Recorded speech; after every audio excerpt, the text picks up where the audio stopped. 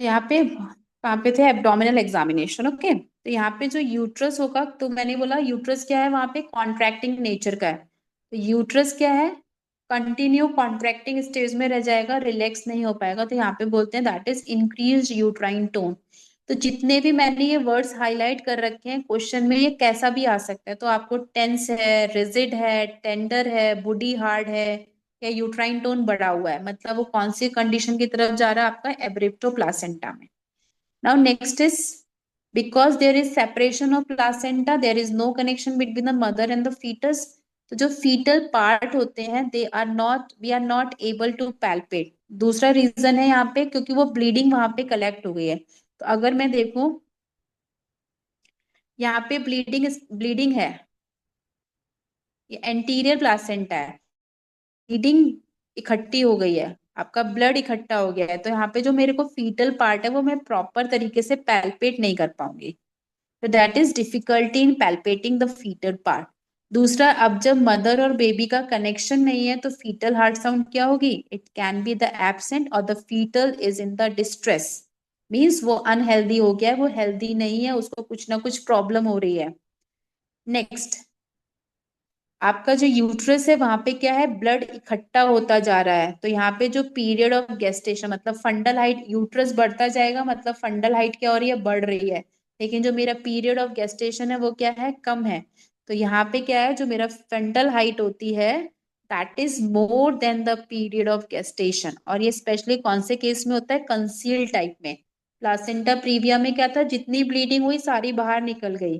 तो जो fundal height is equal to the period of gestation, यहाँ पे क्या है, ब्लीडिंग हुई है और वो वहां पे क्या हो रही है, कलेक्ट हो रही है, specially in the conceal type. इसलिए वहां पे जो पीरियड ऑफ गेस्टेशन होता है वो कम होता है as compare to the fundal height. Next, in the रिबील type the fundal height may be equal, may be है, लेकिन ये इंपॉर्टेंट है, that is the fundal height is more than the period of gestation.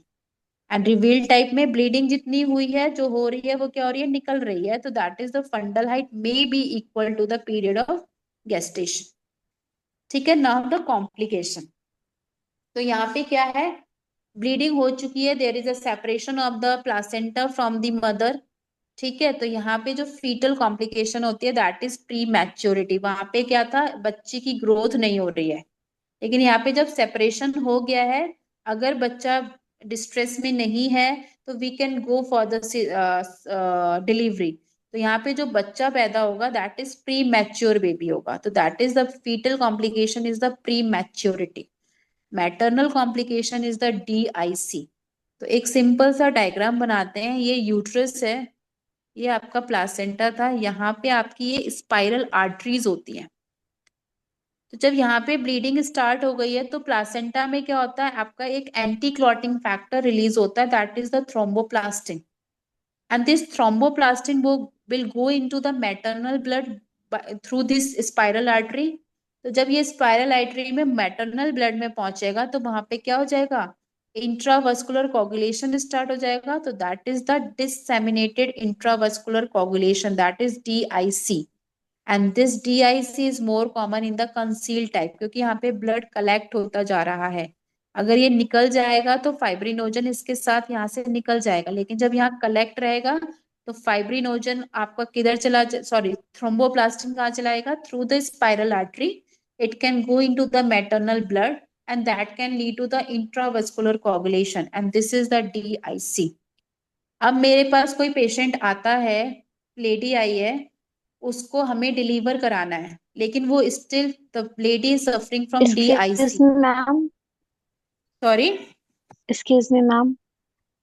Yes. Ma'am आपकी voice नहीं आ रही थी, पिछला वाला सब छूट गया। क्लिनिकल फीचर्स मैम, प्लीज तो क्लिनिकल फीचर्स तो मैंने लास्ट रिपीट वाले कर लेक्चर में। दीजिए। ओके, अभी मैं ये करा देती हूँ, फिर मैं एक बार रिपीट करा दूंगी, ठीक है। तो यहाँ पे कॉम्प्लिकेशन की बात करते हैं एब्रिप्टो ओके मैम। प्लासेंटा में। तो ओके, ओके। जो कॉम्प्लिकेशन होती है that is prematurity, we have to deliver the baby as soon as possible. तो ये क्या है, बेबी क्या होगा, मेरा प्री मैच्योर पैदा होगा, that is a pre maturity complication. Maternal में कॉम्प्लिकेशन है, दैट इज DIC। तो DIC मैंने डायग्राम बनाया, for example this is the uterus and this is the placenta. तो यहाँ पे ब्लीडिंग हो रही है, इकट्ठी हो गई आपकी ये ब्लीडिंग। और यहाँ पे जो मदर और बेबी का कनेक्शन होता है that is through a some spiral artery. तो बिकॉज ऑफ ब्लीडिंग प्लासेंटा क्या करता है, एक anticoagulant factor, coagulating factor release करता है, not the anticoagulant, that is the thromboplastin, that is a coagulation factor. ये रिलीज करता है, तो ये ब्लीडिंग में आपका यहाँ पे इकट्ठा हो रहा है थ्रोम्बोप्लास्टिन भी। तो this thromboplastin will go into the maternal blood through this spiral artery. तो जब ये स्पाइरल आर्टरी से जो कोगुलेशन फैक्टर आपका मैटरनल ब्लड में चला जाएगा, तो वहां पे मैटरनल ब्लड में मतलब उसके जो ब्लड वेसल्स है वहां पे क्या होगा, कोगुलेशन स्टार्ट हो जाएगा। तो that is the DIC, that is disseminated intravascular coagulation. अब मैंने बोला अगर मेरे पास कोई लेडी आती है जो एब्रिप्टो प्लासेंटा के साथ साथ डीआईसी भी है, तो वहां पे पहले मुझे उसका क्या करना है, डीआईसी करेक्ट करना है। मतलब मुझे उसको क्या करने हैं, उसके जो क्लॉटिंग फैक्टर जो उसके में पहुंच गए हैं थ्रोम्बोप्लास्टिन, उसको मुझे क्या करना है, रिप्लेस करना है by giving some anticoagulating factor.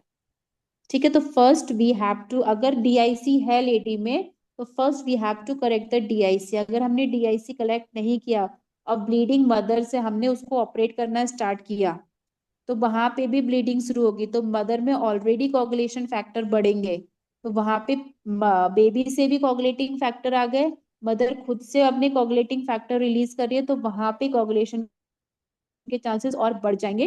तो यहाँ पे मदर की डेथ रेट क्या होती है, बढ़ जाती है। अगर डीआईसी आपको पता चल रहा है कि the lady is suffering from DIC, तो first we have to correct the DIC. तो पहले उसको कुछ एंटी कोगुलेटिंग फैक्टर्स देने हैं, then we can go for the caesarean section.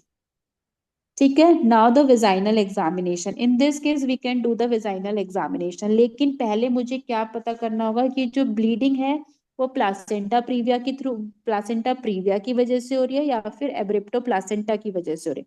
पहले मैं ये रूल आउट करूंगी बाय द यूएसजी। अगर यूएसजी से मुझे पता चल गया this is not the case of placenta previa, then we can go for the vaginal examination. There is no investigation of choice here, क्योंकि क्या होता है जब हम अल्ट्रासाउंड कराते हैं, तो जो ब्लड कलेक्शन है it can mimic as a placenta, हमें पता नहीं चलता कि वहां पे ब्लड है। अगर हल्का सा ब्लड वहां पे इकट्ठा है, तो वो हमें we can not identify through the USG. तो यहाँ पे जो इन्वेस्टिगेशन चॉइस होती है वो कोई भी नहीं होती है। जो एब्रिप्टो प्लासेंटा का जो डायग्नोसिस होता है that is mainly clinical. Abdominal pain है, ब्लीडिंग स्टार्ट हो रही है, डार्क कलर की ब्लीडिंग है, बहुत सीवियर पेन है, फीटल हार्ट साउंड मुझे प्रॉपर सुनाई नहीं दे रही है, और जो आपका फंडल हाइट है वो ज्यादा हो गई है। तो इस ऐसे सिम्टम्स के बेसिस पे वी कैन डायग्नोज कि this is a case of the abruptio placenta. But in the placenta praevia the investigation of choice is the USG, that is the TVS. or in the placenta previa we cannot go for the vaginal examination, but in this case we can go for the vaginal examination। जब तक नहीं करेंगे जब तक हम sure नहीं हो जाएंगे कि this is not a case of the placenta previa. और वो कैसे पता चलेगा, by the investigation that the USG. Now next is there is also the classification. तो यहाँ पे पेज क्लासिफिकेशन है, पेज क्लासिफिकेशन है फॉर द एब्रिप्टो प्लासेंटा। तो यहाँ पे 4 क्लासिफिकेशन है, ग्रेड 0, 1, 2 एंड 3। तो ग्रेड 0 में क्या है, नॉर्मल है, that is the clinical features क्या है इसमें, एब्सेंट है। एंड डायग्नोसिस हम तभी उसका करेंगे जब हम प्लासेंटा को क्या कर लेंगे, इंस्पेक्ट कर लेंगे फॉलोइंग द डिलीवरी, तभी डायग्नोसिस। तो मैंने बोला कि वहां पे इन्वेस्टिगेशन हम एट द टाइम ऑफ बच्चा जब अंदर है वोम में है, we can not go for any investigation, हम तभी कर पाएंगे एब्रिप्टो प्लासेंटा क्लिनिकल बेसिस। और जब डिलीवर हो गया है तो प्लासेंटा को हम चेक करके इंस्पेक्ट करके we can diagnose this is a case of the abruptio placenta. Now grade 1, 40% cases grade 1 के होते हैं। यहाँ पे जो वेजाइनल ब्लीडिंग है स्लाइट है, तो यहाँ पे ये है कि माइल्ड फॉर्म है, मॉडरेट फॉर्म है, सीवियर फॉर्म है। हल्का सा सेपरेशन हुआ है, ज्यादा सेपरेशन हो गया है, बहुत ज्यादा सेपरेशन हो गया है। तो जब हल्का सा सेपरेशन हुआ है तो वेजाइनल ब्लीडिंग क्या है, स्लाइट है। यूट्रस अभी भी इरिटेबल है लेकिन टेंडरनेस क्या है, एब्सेंट है। यहाँ पे जो उसका बीपी और फाइब्रिनोजन लेवल है वो सारा क्या है, नॉर्मल है, अनअफेक्टेड है। फीटल हार्ट साउंड यहाँ पे भी क्या है, नॉर्मल है, गुड है। सॉरी।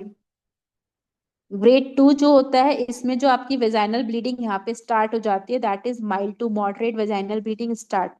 टेंडर यूट्रस प्रेजेंट होता है, maternal pulse and BP maintained होता है, लेकिन फाइब्रिनोजन लेवल क्या होता है उसका डिक्रीज होता है। इसमें पेशेंट अभी भी शॉक में नहीं गई है, इतनी ज्यादा ब्लीडिंग नहीं हुई है कि पेशेंट शॉक में चली जाए, लेकिन यहाँ पे फीटल डिस्ट्रेस होना क्या हो गया है, स्टार्ट हो गया है। एंड ग्रेड 3 में जो ब्लीडिंग है वो सीवियर हो गई है, टेंडरनेस भी सीवियर है, एंड यहाँ पे पेशेंट किस में चली गई है, शॉक में हो गई है, एंड फीटल की क्या हो गई है, डेथ हो गई है। एंड यहाँ पे क्या है, कोगुलेशन डिफेक्ट, जो आप मैंने क्या बताया, DIC। एंड नेक्स्ट है anuria. Anuria means absence of urine. तो जब मदर आपकी ब्लीड कर रही है तो the mother is going into the hypovolaemia. तो जब आपकी बॉडी में हाइपोवोलीमिया हो गया है तो यूरिन आउटपुट क्या होगा, zero. The patient is in the anuria. तो इन द ग्रेड 3 ये क्वेश्चन आ चुका है, in the grade 3 you will get the complication of the abruptio placenta, that is the DIC और द एन्यूरिया। ठीक है, नाउ द मैनेजमेंट। तो यहाँ पे जो डेफिनेटिव मैनेजमेंट, जैसे ही मेरे को पता चला this is a case of the abruptio placenta, this is not a case of placenta praevia, we have to go for the termination of pregnancy, we have to deliver the baby. ठीक है, and route of delivery is the vaginal delivery, not the caesarean section. Indication of caesarean क्या है, अगर मेरा जो foetus है अगर वो डिस्ट्रेस है, हम we can not wait, then we can go for the caesarean section. अगर उस टाइम पे मुझे फीटल हार्ट साउंड वगैरह ग्रेड 2 में जो है, फीटल हार्ट साउंड नॉर्मल है, गुड है, फीटस मेरा डिस्ट्रेस में नहीं है, we can go for the vaginal bleeding. लेकिन in the placenta praevia the route of delivery is only the caesarean, not the vaginal delivery. ठीक है, now the prime concern of management, mother क्या हो रही है, ब्लीड कर रही है, और वो बहुत पहले से ब्लीड कर रही है, जो एक्टिव ब्लीडिंग मुझे दिखाई नहीं दी थी। तो हमें पेशेंट को क्या करना है, हीमोडायनेमिकली उसको क्या करना है, स्टेबल करना है, by giving the IV fluids and all that. ठीक है, मतलब उसको जो हाइपोवोलीमिया हुआ है उसको मुझे करेक्ट करना है। तो यहाँ पे जो prime concern of management is the patient को क्या करना है, स्टेबल करना है, कैसे, haemodynamically by giving the IV fluids and all that. ठीक है, तो ये आपका टॉपिक हो गया है। अब क्लिनिकल फीचर्स बता दो। तो क्लिनिकल फीचर्स, यहाँ पे प्लासेंटा क्या हो गया है, सेपरेट हो गया है फ्रॉम द यूट्रस। ठीक है, there is no connection of the mother and baby. तो यहाँ पे यूट्रस क्या होता है, आपका कॉन्ट्रेक्शन स्टेज में पहुंच जाता है, तो यहाँ पे इसलिए वो लेडी को क्या होता है, severe and constant abdominal pain होगा, विच इज मोर प्रोनाउंस्ड और मोर common in the conceal type, जहाँ पे ब्लीडिंग मुझे दिखती ही नहीं है। और जो यहाँ पे ब्लीडिंग अगर प्रेजेंट होती है इन द केसेस ऑफ एब्रेप्टो, तो कंसील में तो एब्सेंट होगी, लेकिन in the revealed and the mixed type the bleeding is present. अगर ब्लीडिंग प्रेजेंट होती है तो वो पुरानी ब्लीडिंग निकल रही है, एक्टिव ब्लीडिंग नहीं है, that is a passive bleeding. तो वो आपकी क्या होगी, डार्क कलर का होगा। वो क्या है, ब्राइट रेड कलर में था एक्टिव ब्लीडिंग प्लासेंटा प्रीविया में, यहाँ पे जो कलर होगा that is the dark colour bleeding. Pallor यहाँ पे क्या होगा, प्रेजेंट होगा, लेकिन मुझे ब्लीडिंग तो पेशेंट में हो रही है, उसके जेनाइटल ट्रैक्ट में ब्लीडिंग हो रही है, लेकिन बाहर मुझे नहीं दिख रही है, इसलिए जो पैलर होता है that is out of proportion to the extent of the bleeding. Abdominal examination की बात करेंगे तो यहाँ पे जो यूट्रस होगा वो आपका कॉन्ट्रैक्टिंग नेचर में है, तो it can be the tense, it can be the tender, it can be the rigid, that is woody hard, और यहाँ पे जो यूट्राइन टोन होगी वो बढ़ जाएगी। We are not able to palpate the fetus part because of the collection of the blood, and second is the your uterus is in the contracting stage। जब भी हम कोई एग्जामिनेशन करते हैं वी हैव टू, हमें जितनी भी muscles होती हैं सबको किस में होना चाहिए, रिलैक्स स्टेट में। तो यहाँ यूट्रस ऑलरेडी कॉन्ट्रैक्टिंग स्टेज में है, there is no connection of mother and fetus, तो फीटस में कोई हमें, अगर वो डेड हो गया तो we are not able to palpate. और यहाँ पे क्या होगा, फीटल डिस्ट्रेस हो जाएगा और फीटल हार्ट साउंड आपकी एब्सेंट। नेक्स्ट इंपॉर्टेंट है, because of their is collection of the blood in the boom और द यूट्राइन कैविटी, जो फंडल हाइट होगी that is more than the period of gestation, और वो कौन से केसेस में होगी, कंसील टाइप में। अगर वो इक्वल होती है that can be in the cases of the revealed type.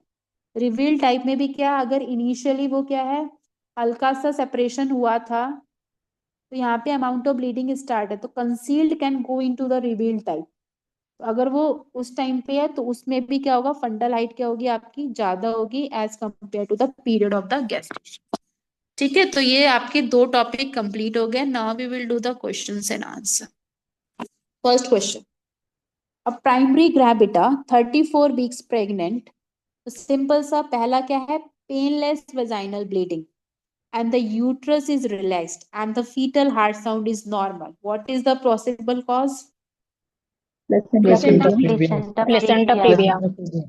हाँ, अब देखो यहाँ लिखा है 34 वीक्स, तो हमने क्या पढ़ा था, मोर देन 28 वीक्स। तो ये कौन सा केस है, एंटीपार्टम हेमरेज का। तो एंटीपार्टम हेमरेज में दो मोस्ट कॉमन कॉज है, placenta previa and abruptio placenta. अब आपके जो ये सारे सिम्टम्स है, it will go into the placenta previa, ठीक है। Now the next question, which of the following is true regarding the fetus in the placenta previa. Placenta previa में fetus का क्या क्या नॉर्मल रहता है, क्या क्या होता है मतलब फीटस में। मैंने बोला था position, mall All, presentation, ma'am, all. All of the above. All of the above. Good. IUGR भी डेवलप होगा, फीटल मालफॉर्मेशन हो सकता है, उसकी पोजीशन भी क्या होगी, एबनॉर्मल हो सकती है, ठीक है। नाउ द थर्ड बरोबर। Question, postpartum hemorrhage in the placenta previa is due to, Uterine inertia. no, yes. it is the cervical tear। Cervical ये क्या टीयर। होगा, जो लोअर सेगमेंट क्या हो रहा है, फॉर्म हो रहा है, तो वहां पे कॉन्ट्रेक्शन रिलैक्सेशन हो रहा है, तो जिसकी वजह से क्या हो रही है, वहां इंजरी हो रही है। तो lower segment is the cervical, तो वहां पे क्या है, the cause of PPH in the placenta previa is the cervical tear, याद रहेगा। Okay, ma'am. Yes ma'am. Now next fourth question, in the concealed accidental haemorrhage with of the following are present set, कौन कौन सी चीजें इसमें present होंगी इसको छोड़ के। Vaginal bleeding. Vaginal bleeding. Abdominal pain present होगा, आपका जो यूट्रस होगा वो क्या है, बोर्ड लाइक है, that is board like rigidity मिलेगी, फीटल हार्ट साउंड एब्सेंट होगी, तो there is no vaginal bleeding, ठीक है। Yes. Next, a lady with 37 weeks pregnancy, bleeding with present 37 weeks, bleeding per vagina है, इन्वेस्टिगेशन में मुझे placenta previa दिखा है, the treatment is,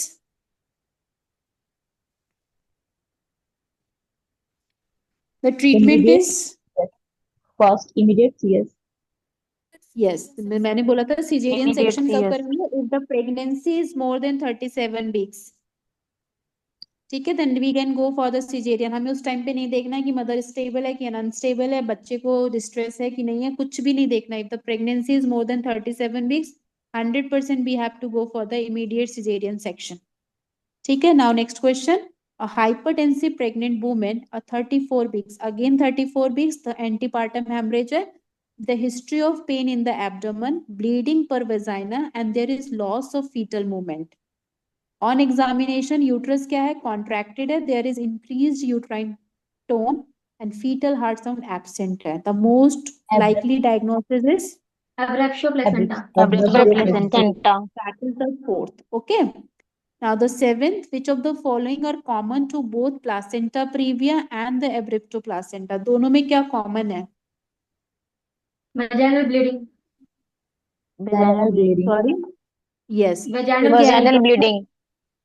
Good. Abdominal comfort, discomfort मेरा placenta previa में absent है. Uterine contraction मेरा placenta previa में absent है. नॉर्मल फीटल हार्ट मेरा एब्रिप्टो प्लासेंटा में क्या है, एब्सेंट है, ठीक है। तो लास्ट हमारा बचा वेजाइनल ब्लीडिंग, क्योंकि वेजाइनल ब्लीडिंग मेरे प्लासेंटा प्रीविया में तो 100% मिलेगी, लेकिन एब्रिप्टो प्लासेंटा में it is present in the revealed and the mixed type, तो this is the answer. Any question? Yes, ma'am. Yes. Ma'am, how to identify a patient or see the suffering या फिर in DIC? What is the characteristic symptoms and how to identify a patient is suffering in DIC? DIC, Yes, ma'am. उसमें yes आपको ma'am. एक तो coagulation factors उसमें मिल जाते हैं, ma'am हम ठीक है। पहचानेंगे कैसे कि हाँ जैसे आपने बोला कोई पेशेंट अगर मैम डीआईसी फर्स्ट में है तो टाइम कोई सबसे है पहले तो उसको कैसे हम पहचानेंगे। मैनेजमेंट करेंगे। अगर वहां पे थोड़ा सा हमें समय मिलता है तो हम कैसे उसको आइडेंटिफाई करेंगे कि नहीं पेशेंट डीआईसी में जा रहा है या फिर डीआईसी में है। Okay, I will tell you, ठीक है, मैं बाद में बता दूंगी, ओके ठीक है। Ma'am. Okay okay, ma'am. Any question thank other than the placenta previa and abruptio? इसके इसके साथ कोई क्वेश्चन है इस टॉपिक के रिलेटेड? Ma'am yes. मैम जैसे अभी एक क्वेश्चन आपने पीपीएच का पूछा, तो मोस्टली हाँ अगर जी। मतलब हम लोग देखते हैं तो उसमें यूट्राइन इनर्शिया एटोनी ही रेट। देता है, लेकिन अगर यस। वहां पे प्लेसेंटा प्रीविया की बात आती हाँ है जी। तो फिर वहां हाँ पे जी। हाँ जी। हाँ जी। सर्वाइकल होगा। अगर वो ओके जाएगा ma'am. Most common cause of PPH, तो you can go for the uterine inertia. लेकिन वो यस प्लासेंटा प्रीविया में पीपीएच क्यों हो रहा है? It is because of the cervical tear. Okay ma'am. ठीक है। Okay ma'am. Okay. Any question? Thank you ma'am. Okay, welcome.